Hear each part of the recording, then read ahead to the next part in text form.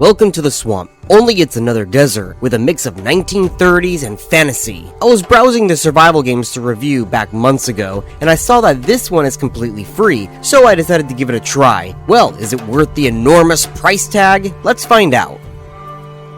My name is Excalligator. I rate games based on many categories that would fit into most survival games, based on a 1 to 5 system. If a category does not apply, it will not affect the game's overall score. Now let us get started. So this is a very short game. Going in completely blind, I was able to finish it within 6 hours. With prior knowledge, this game can be easily sped run in around 30 minutes to an hour. I have completed the full game at least one time for this review. So ARID is actually a class project by students of the Breda University. This game was a class project that they all had to work on and put up on the store page for free. Free? Well, don't mind if I do. The game itself takes place in a fictional 1930s setting where your character is in a plane crash in a desert and needs to find a way out. You have to traverse this badland, all while trying to keep yourself fed, watered, and staying out of the harsh sunlight. But there is more to this empty land that meets the eye. This game, while small in size, does need a middle-of-the-road computer in order to run. There is no character customization as you play a fixed character for the story, so this section will not be rated.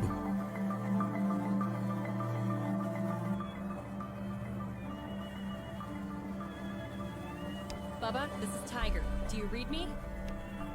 Take off the time to bump gums, Tiger. Over. I'm seeing storm clouds up ahead. While I can't blame the students too much for this nitpick, it is kind of annoying when you don't have an opening cinematic, though there's an ending one. You only have a black screen with some title and credit information that is given to you every few seconds while the character is going through her plane crash scenario. Once you wake up, you are given a small tutorial while in this first section on what to do and what to look for. The plane crash area will be an easy start, starting you off with all of the basic necessities until you cross into the next area of the game. I'm going to rate this section a 4 out of 5. I knocked it off a point because of the no opening sequence. I would have let it pass and given the students a break as mentioned before, but since there's an ending animation for this game, I do wonder why couldn't they just make another one for the opening. It doesn't feel right from a player's point of view. This game is not a full open world game. Instead, it is more of a linear progression game. While there are areas that are more open, they are segmented off in the map. Think of it like chapters in a story. You usually need to perform a task in order to progress to the next area, such as traversing through a cave, or breaking a canyon full of rocks. By exploring the many sections of the map, you can find plenty of survival equipment, more than you'll ever use. I'll talk about supplies in the survival segment, but finding tools, resources, and food is a must for this game, as well as exploring every section you can. The only downside to this beautiful map is that there are no wildlife anywhere. You can find 2 living rabbit creatures that you can pet, as well as one other thing which we'll talk about later. But the landscape is fairly barren of life. I'm going to rate the exploration a 4.5 out of 5. I'm forgiving the fact that it is not fully open world, as it wasn't designed with that in mind, but I did drop it a bit because of the lack of wildlife. I get it, it's supposed to be a barren wasteland, but to see an occasional rabbit darting across the field, or maybe a lizard, would have made it feel a bit more realistic. With the survival, you have to manage several elements. Your food, your water, and of course your sun exposure. I never had an issue finding food in this game. You can find cans of food easily everywhere, and while you don't see any wildlife, you can set traps and catch plenty of food. By placing traps, I was able to have unlimited food, leather, and animal fat, which all comes in handy when you need to craft. Water is going to be your biggest issue. I only found 3, maybe 4 spots in the whole map that had renewable water sources, such as a spring or a well. The majority of your water will come from either canned food or water barrels that you could find. The canned food doesn't provide you a lot of water, and those as well as the water barrels are non-renewable sources, which, unless you are at one of those renewable water sources that I mentioned earlier, will put you on a soft lock timer the whole game to keep exploring and progressing. If you progress at a decent pace, you will not run out of water. One thing I hated a lot though is when you sleep in the game. Your food and water meters drop so fast, you have to wake up like twice in the middle of the night to eat and drink, and then you wake up the next day and you have drank all of your water in your canteen and eaten all of your food, so then you have to go and search for more. Luckily, the days are long, so you can refill it and still have time to explore, but it is kind of a time waster at the same time having to do this every single in-game day. The sun exposure is what you imagine. The sun will hurt you the longer you are in the sunlight, and if you sit under the shade, the meter will go down, or at nighttime it won't bother you. One thing about this game I didn't like was the fact that you can increase your inventory, so things that you find in the world, a lot of the time, you're forced to leave behind, or in some cases you have to backtrack and make trips for more items to bring to your next location. Luckily, most items are renewable, like rocks and fiber and other resources, but tools and food and items you never really want to get rid of, you have to keep with you at all times, put them in chests when you need to, get some weight off of your bag. That way you can go and explore, and then you have to come back for them later. There is a sleep system in the game, but it wasn't really that bad. You just take a small cat nap every once in a while to get back your energy. You could also just drink coffee for a quick boost. Honey, too. There is a temperature system, but that didn't really seem to do anything.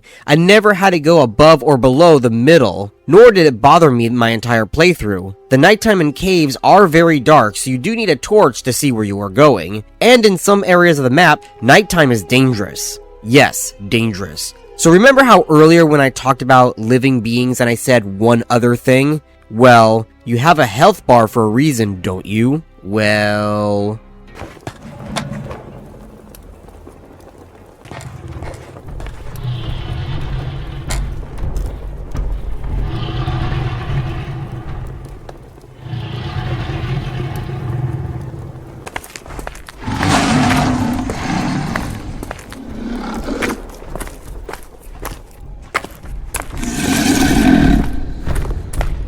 yeah, there's an invisible monster that roams at night and tries to eat your face off. You will find him in a cave early into the game, and since that point in time, you will always have him at night in abandoned towns. He doesn't seem to spawn in the open desert areas, so nighttime travel there is safe. However, if he locks onto you while you're in a town, he will follow you outside of the town. There is a bright side. He walks very slow, so if you walk slow, he'll never catch up to you, unless you stand still. If you run, you can leave him behind, but if you do get too far from him, he will respawn in front of you. He cannot enter most buildings, nor go into platforms, so those are safe from him. The survival of this game I'm going to give a 3 out of 5.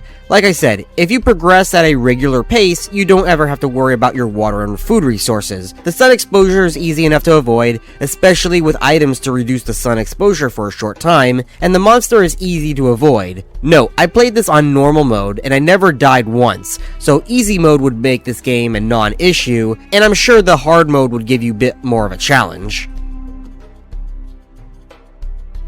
There is no free building in this game, unlike other games that I talk about. The only building you can do are repairing various stations that you can find around the map, such as beds, campfires, workbenches, animal traps, and sometimes they're already in working order when you find them. Other times you need to repair them, and the repair cost is generally small. The items are easy to find or make yourself. Though the thing I don't like is that since you're always on the move, fixing up a camp only lasts so long before you have to leave it behind and move on and then rebuild it all again at the next area. And because of the encumbrance system I mentioned before, you're forced to leave behind a lot of your supplies, so you're gonna have to scavenge it all over again. You are given access to everything you can craft at the start of the game, with the exception of the endgame items in order to win the game, that you can only craft at a certain workbench. As long as you find the required materials, you can craft it. Luckily, the majority of the things you will need, you can either find out in the wild, but if you really had to, you can craft it. And you really only have to craft a handful of items in order to beat the game. Most of the time, it's to craft higher grade tools in order to progress,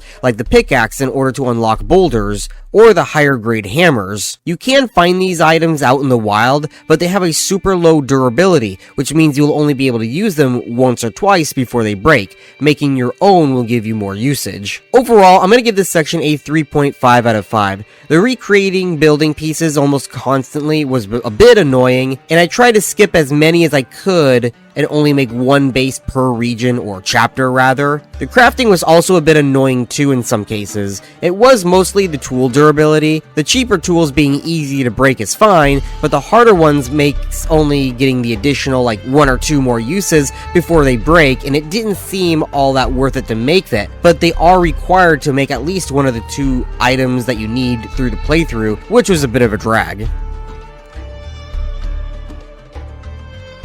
While there is a spooky monster chasing you at night in this game, you cannot fight back and can only run, kinda like in Subnautica, so this game will not be rated on its PvE. Also, I'm gonna be skipping the PvP section as this is a single player game.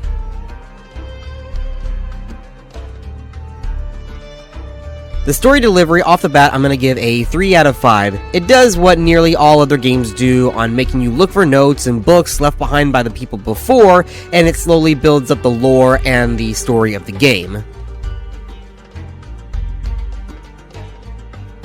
The story as it is written is also very basic and has been done before. I'm not going to take much out of the score as I feel like taking it a bit easy on the class project, so I'm going to give it a 4 out of 5. The story itself you've seen in many movies and other games. The monster itself feels like the ones from A Quiet Place, you know, the movie A Quiet Place, where it is invisible and hears footsteps to attack you.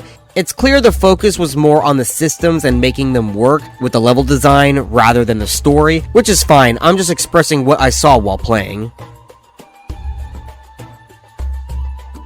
This will be the spoiler section, so you may skip it if you wish to avoid. So the monster is known as the Llama Killer, or the Llama's Bane, and was hidden behind some rocks in a cave. The miners of a nearby town, in the 3rd section of the map, broke it open by accident, and it went around and killed everyone. While it hunted the men during the night, during the day, all of the humans let fear drive them and fight amongst themselves in a survival situation, which led to them killing each other. On occasion, you can see people who have died to other men, like someone I found with a pickaxe in their head, and other times you can find footprints of the monster signifying that they were there. Once you reach the final area of the game, known as Moon Valley, otherwise known as the Saltpeter Factory, you can gain access to the endgame workbench by crafting a flare. You then reach the top of the mountain and flare up to your friend Bubba, who then saves you. It is a bit interesting to see the aftermath of the humans trying to survive, not only from the environment but also from the monster, but it still has been done before, so it's nothing really new. The spoiler section will not go towards the score, so let's move on to the rest of the review. There is no endgame. Once you escape the desert, the game ends and you will have to reset the game. You do have the option to not escape and continue exploring if you wished. At the very end, you gain access to a water spring with unlimited water, so that won't be an issue for you. You also, as you reach the end, you gain access to shortcuts to travel most of the map, as it stitches it all together. You can even travel to the original plane crash site in a shorter time period. You do have the option to replay the game in one life mode if you wanted to try that as well. Either way, I'm not really going to rate this section, as I again feel like giving it a break due to the students making this, while normally this type of game would get a 3 out of 5 or less. I will be also skipping the modding section too, as there are no mods. As for the updates of this game, it seems like the game is in a finished state and will not be getting any more updates. Being that this was a class project, it is highly likely that these students have moved on to other projects and have even found real work beyond school. If ever the chance that one or more of the devs picks it back up as a hobby, it is a possibility, but unlikely. The game is in a sold as is state and won't be receiving any more updates from this perspective.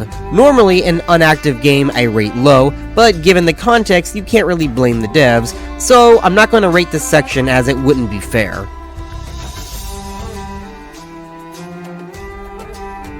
The majority of this game runs very well. I really only had 2 issues that were more of a bothersome rather than game-breaking. One was in the crafting menu. When you craft an item, the menu skips down to the bottom of the list, so you have to keep scrolling back up every time you craft something.